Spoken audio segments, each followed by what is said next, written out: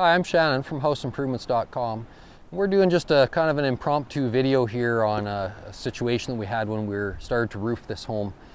We found that we were pretty sure there wasn't good enough ventilation in this attic, so we pulled off a few boards here after we had the shingles off just to see what was kind of going on. Right under this position right here is where the exterior wall of the house is.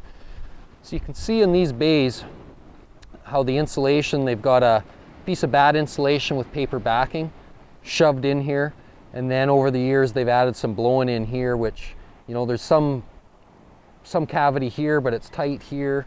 You can see that one's pretty tight, so they're not getting any eave ventilation here.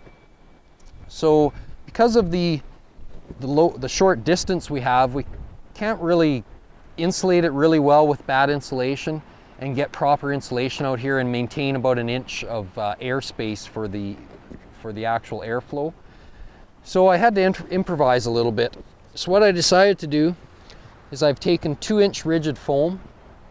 I've cut some blocks to fit between the rafters, and just to come into the home a bit, so you can see here, this is the wall plate of the exterior wall, and right below my hand here is drywall of the ceiling of the room below. So we've cut enough styrofoam to come right to the outside of the wall and come in about 4 or 5, 6 inches into the house. So that gives us an R10 at least of 2-inch rigid foam on the very exterior, so they don't get cold spots on the ceiling. Then what we've done, we've put the foam in and we've spray foamed any gaps that we had, like under here on every one there was going to be a gap, so we spray foamed it. Then we would cut the bad insulation to fit nicely to it, as you can see we did here.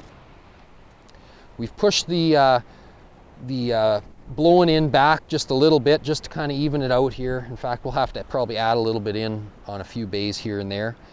And then we added an insulation stop in, which is in this case kind of upside down, but because we're doing it from the top side, we had to cut it to modify it to fit around everything. But all these ones is just some cardboard. They were actually 24-inch insulation stops too, so I had to just cut them to make them work. But basically just cut it to fit, fold the edge up and staple it, and this creates airflow from back under there right up into the roof, so we can get constant airflow and the insulation isn't blocking off that airflow.